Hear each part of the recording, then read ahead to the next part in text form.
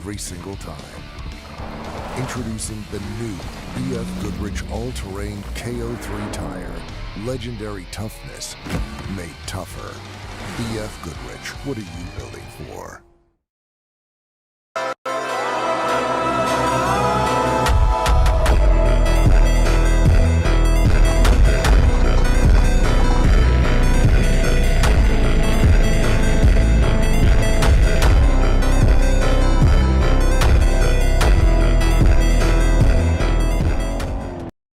Alexander Ford, Yuma's 2025 New Vehicle Dealer of the Year, is turning up the heat with the final month of the summer sales event. With 0% financing up to 36 months on select models, plus your first 2 years or 25,000 miles of maintenance included. Save big on Mavericks and Rangers and powerful F-Series trucks. And Alexander Ford has a great selection of Raptors. Save up to $14,000 off MSRP on one of 3 remaining 2025 Mustang Mach-E's. Visit BillAlexanderFord.com for a difference you can count on.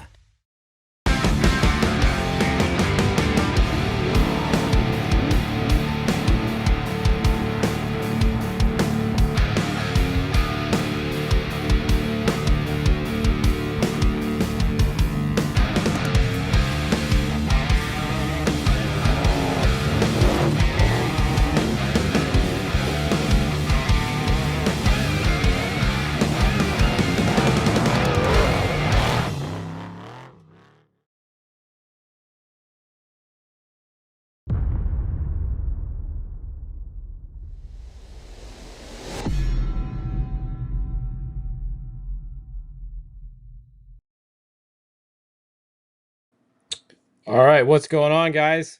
We are here, and I'm gonna try to maybe get an interview. Hold on. I'm working on something for you guys here. I was gonna play another commercial for you, but I figured you'd just come on here real quick. So hang on one second. Trying to maybe get we'll see if Cameron can get on here maybe and give us a an interview at the finish. Hold on. Hang on, I just got to give him the link, and then we'll see if he can jump on here. Stand by one second. We have finishers if you guys didn't know. So we here's the finishing results. I'll put this up for right now, and then give me 1 second here. Just trying to get this link to Cameron. Stand by. Stand by.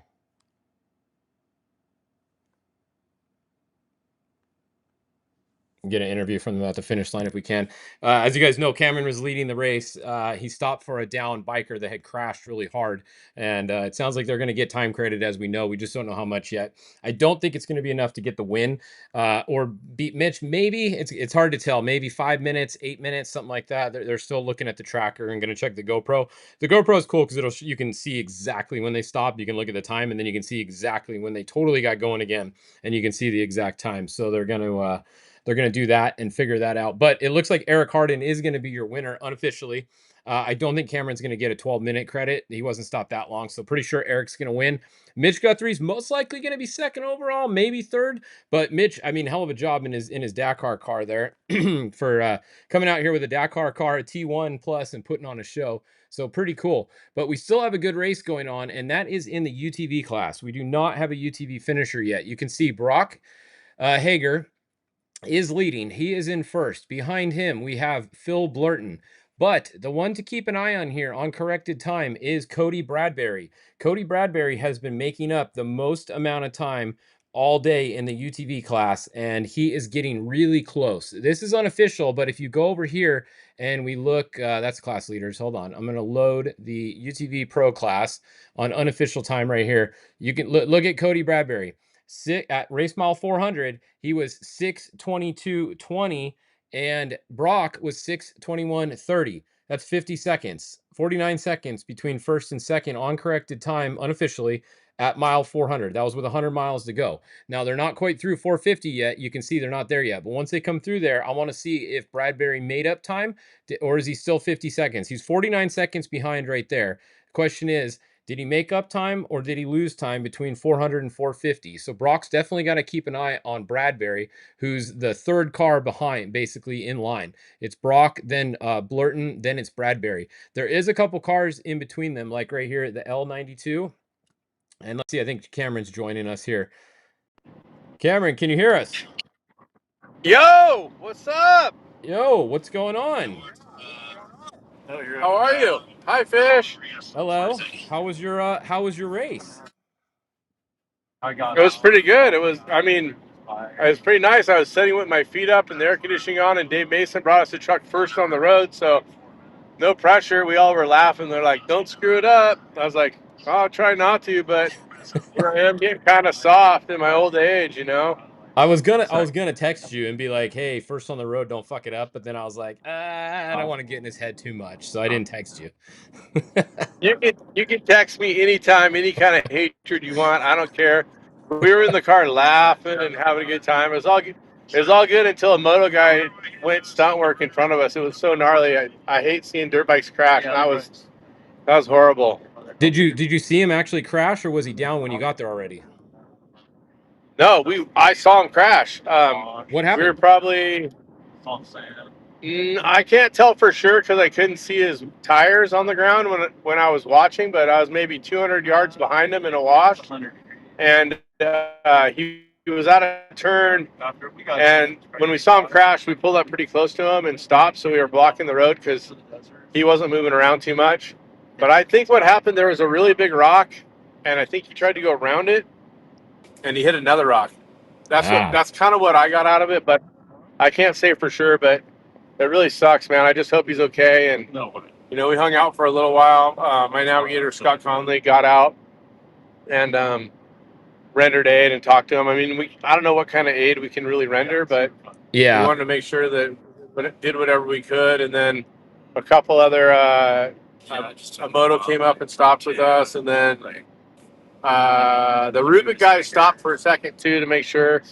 And yeah, it's just a huge bummer. I just pray that he's all right. And he ended up getting up and moving off to the side of the race course. It just Oh, that's like good. I ride dirt bikes all the time, and that was one of those crashes that like redirected him in different directions, and it just terrible. But yeah, other than that, the race was pretty good. It's the first time Mason has had their Tisco out. They've been developing that and working on it with doing some testing and stuff, and it's pretty good. We had some converter issues and a gearing issue, I think self-induced, but overall the truck was really good. I think that we were too limited to be able to really race hard, but it was kind of interesting that we could race at like maybe 80%, and Yeah. the truck was really good. Yeah, it was fun. Not a perfect day, but Dave did a great job. I love racing with them because they're super positive and they put a lot of effort in. And his dad really gets the off-road racing thing, and he's kind of old school, I guess, like me.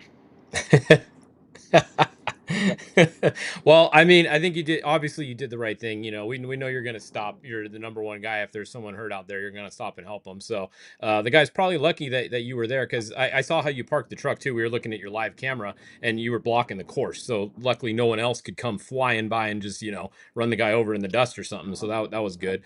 I know you're going to get a time credit, for however long you were stopped. The one thing you're not going to get a time credit for is the dust, and no one would ever know how much time you lost in the dust. And you went from clean air, first truck on the road, only behind bikes, to now being behind. How many cars got around you? 4 or 5 trucks when you were stopped there? At least I at least think four. at least four, and it was really a bummer because we had to follow them in some horrendous silt dust going out of Cottontail or whatever it's called. And yeah, I was thinking the same thing. I was like, oh, we might get some time back, but we're never going to get the time back that it's costing us sitting behind these guys. So, Yeah. um, as far as I'm concerned, if we can stop and help somebody, I think it's way more important than winning the race. So, I mean, it was a great race. I think we're still going to be with the time credit. We'll probably be right there for the podium overall. And I just hope the bike rider's okay. And I was really stoked. We've been doing a lot of development with our Yokohamas, and we raced this entire race without one issue in the tires, and it's been a lot of fun to work with the Yokohama guys and with Dave. The DA is officially the development team, and Dave's part of the race team, so it's kind of cool to work together with Dave on some of this stuff. Awesome. No, that's cool. I mean, just looking over at the times. I mean, you guys already saw them, but I'll just pull them up for everyone else. So obviously, Eric is a 7:37. You guys are in with a 7:49. I don't think you were stopped for 12 minutes. How long you think you were stopped for? My guess was like 8-ish, maybe. I was saying, but around 5 minutes. It's Okay. kind of there's a little bit of a confusion because I was talking to Killian at the finish line, and he said that our time stop was only 3 minutes, but then I explained to him that we had stopped and then we repositioned again after and stopped.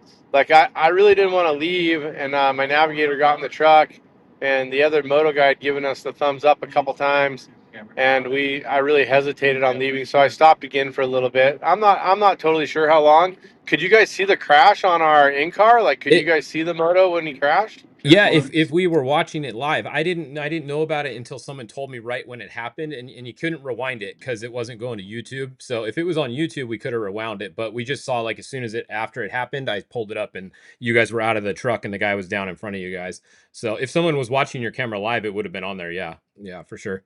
Oh, gotcha. Yeah, well, I just pray that he's all right, and wanted to congratulate Eric Harden. I think he hauled ass and had a good race, and I like those guys. I mean, I like everybody. We were talking a lot of crap at the finish line, but it was good to be back out at Vegas Reno. We raced a couple of sections that I hadn't raced since I was a teenager.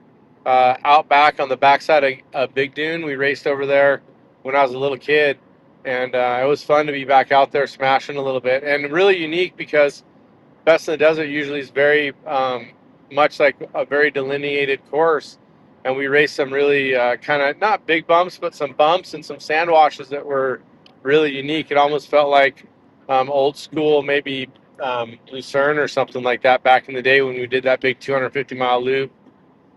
Yep. Yeah. Well, I mean, it was cool. The times were almost the same going both ways. It was actually faster this way because last year I think it was right at 8 minutes, and the winner this year was what we say 7:47 or whatever that was. So it's about actually go back and look 7:37. So it's about 20 minutes faster going this way. Well, I think there's more downhill going this way, and I think that definitely does help. And I think that also the other thing too is in the afternoon, it feels like you're not racing towards the sun as much. I think sometimes when you're racing over that hill going into Dayton, there's a lot of sun flare that you get driving towards the west because when you leave Top Gun all across that section going into Weeks, it's like really at the sun, and then all that stuff going up that mountain before you get into the rocks is really sun flared in your eyes. And at the end of today, we didn't have that for sure. So I think that part made it easier.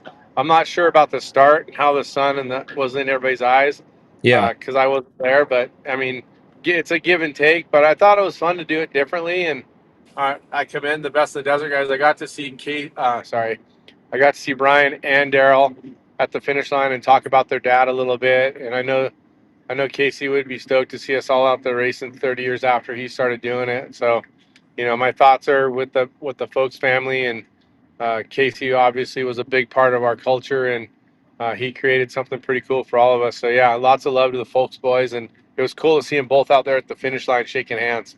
Oh, that's cool. Yeah, no, I'm glad. I'm glad they were there at the finish. That's good to see, and I'm glad you guys had a good run in a new truck. Dave's probably got to be pretty stoked. What's next for you guys? Are you guys teaming up again, or what do you got going on? Yeah, we're committed actually. I don't know if we've said it out loud, but we're committed all the way through next year's 1,000 right now is our plan. Dave's been doing a great job. We put a couple wins in the books and, a couple podiums, and it's been a lot of fun racing with them. His dad has a really good engineering mind. I mean, Kraft is our main engineer, and I think it's good to have them working together. But when Kraft gets busy with it, it's pretty crazy the stuff he comes up with. So yeah, we're gonna race the 400 and the 1,000 together this year, and we're right now planning to race again together next year. What we're racing next year, I'm not completely sure, but we are racing next year together is the current plan. All right, on at the 400 and the 1,000. Are you guys using your truck or using the truck you drove today? That's an unknown too. We could never know what we're going to be using. But we've got a few trucks at our disposal, but I'm pretty sure that we'll be in our geyser at the Baja 1000 and maybe the 400. We're still discussing what the best options are and how we're going to do it.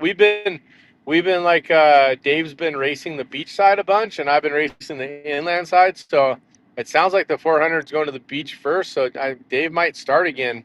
We've just been kind of doing it that way and sticking to our zones. I'm not sure what's going to happen with the 1,000, but when they release that map, we'll start making those decisions. But yeah, it's been fun. We're racing with Dave and his dad, and with Kraft and Cody and the team, and it'll be good. It's gonna be Cool. fun. Right on. All Yeah. right. Well, How was the race? it was good. I mean, it was pretty fun actually. It was close. Between all you guys. You guys were all within a minute like the whole time. There was a bunch of you guys just stacked up. Actually, the finish times are more spread out than it was throughout the whole day. You guys were way closer than the finish times all day, really. And the UTV Yeah, race has been really good too. So all the spec class within a minute of each other. Everyone's really close. we couldn't go over 115 miles an hour in the last 100 miles, so we were dealing with something there, and we'll have to get that sorted out. But we saw it slip away. What's totally funny is we passed. I thought we passed a Rubik guys changing a tire, and I was like, oh damn! And then Brent Fox was broken. I'm like, well shit, we're actually gonna back into this win. And we were coming up to the pit. I'm like, well, we just passed Fox. I told them on the radio that we're first on the road. And they're all like, oh, Westone just went by already.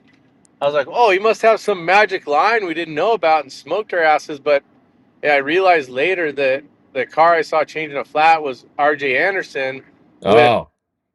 dust all over his truck, and it looked like it was gray. I thought for sure it was a Rubik truck. So Yeah. Scott, who's sitting here with me, my navigator, who did a great job. Say hi, Scott. Yeah. So Scotty, because Cody's broken up after crashing his dirt bike in Baja with us, Scotty navigated, and I was pretty sure it was the Rubik guys, and it wasn't. I was like, oh damn. Well, they both have blue. I think, don't they both have kind of white and blue on both of them? It's like gray, blue, white. Yeah, I Yeah. don't know. And we're just dumb trophy truck racers, so we're not really sure what we're seeing out there most of the time. And we're just kind of like on the gas pedal, and he's like yelling at me to go a different direction sometimes. It's kind of chaotic. And then what was really cool is Cody's on the Zello. He's telling me what to do too. So I got Scott and Cody telling me what to do. It was really fun. Instead of a backseat driver, we have Zello drivers now. Yeah, for sure. Yeah. For sure. Right on. Well, thanks Right for on. all your coverage. We got to watch you guys earlier, or got to watch you earlier in the day, and it's always fun to watch the Fishgistics. We'll have to do a wrap-up show and talk a bunch of crap. Yeah, there was enough interesting stuff that happened during the race. We might be able to pull one together.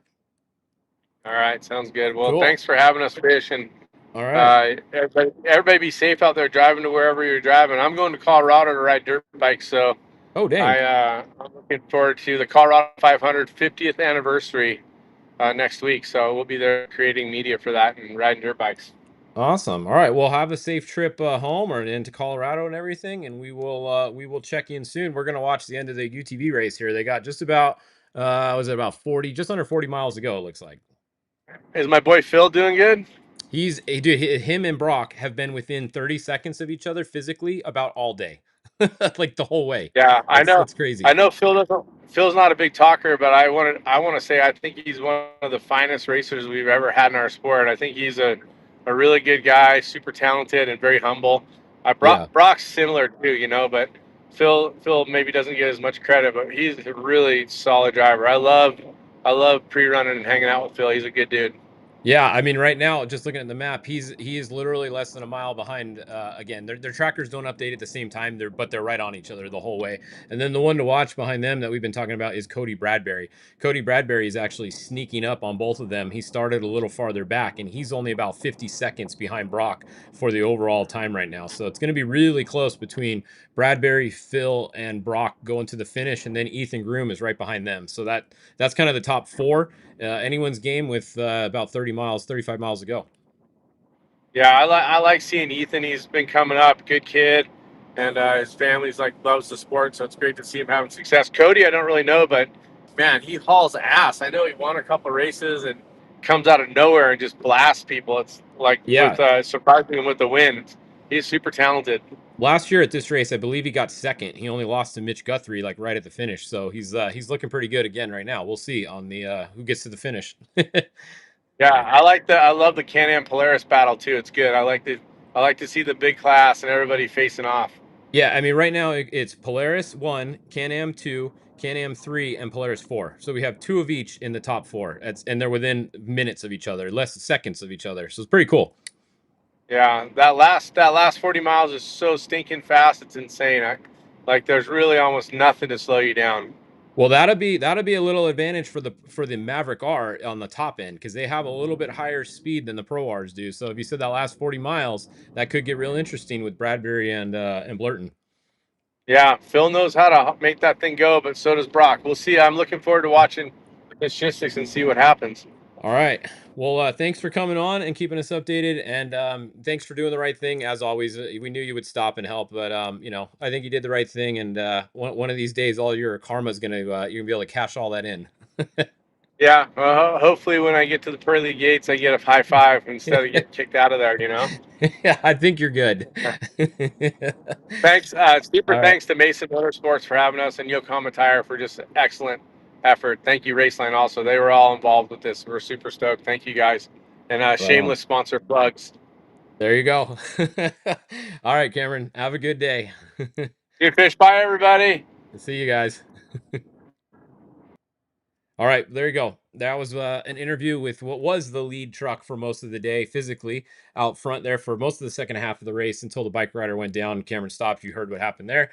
So back to the race that we have going on right now. It's really going to be close. So look at Brock's updated at 9:22, and then look. Okay, Phil Blurton 9:22. So both at the same time. Look, we are at mile 461, and then shit, Brock was right here. So it was 467. Is that right? Does he have that big of a lead? He actually does have a bigger lead now. I don't know if the 74, let's see, 921.35 and 923. Okay, that 74 is still in front of Phil, I bet, and he is holding him up. You can see Brock has a bigger gap now because that 74 that was holding Brock up for about 150 miles is now holding Phil up. And now Brock is sitting behind Dustin Miller here in class 10. So this is going to get really interesting. Now, Bradbury is behind both of these guys back here. He is going to have 3 cars in his way because look, he's got the L92 McNeil here, and then he has, who's this other car here? He has a 10 car, Cade Martin, and then he has the 290 Ruslan. So he has 3. 2 of those are trucks. He has 2 trucks and a 10 car in front of Cody Bradbury that's going to be making a bunch of dust for him. So it's going to be really hard for Bradbury right now. Everyone is kind of even. Look, they all have traffic. Brock has 3 cars in front of him. He's got a bike, he's got a motorcycle, a spec truck, Sam Barry, and then he has a 10 car. So everyone's got something to deal with right now. Nobody has a clean run. No one has an advantage going to the finish. The only advantage that Brock has is he's first on the road in his class. That's it. He's got traffic to deal with. So this is going to be a good race. That's what's going on right now. And we will be back. I'll come back. One more update at 8 o'clock. We're going to have 30 miles to go. If they do 60 miles an hour, that's going to be right at 8 o'clock. We're literally going to have a finisher as I'm going live.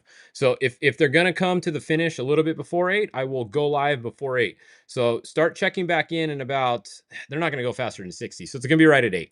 I'm going to go live at 8. They're going to be just about to the finish, and we are going to watch the finish live here, and we're going to watch the tracker.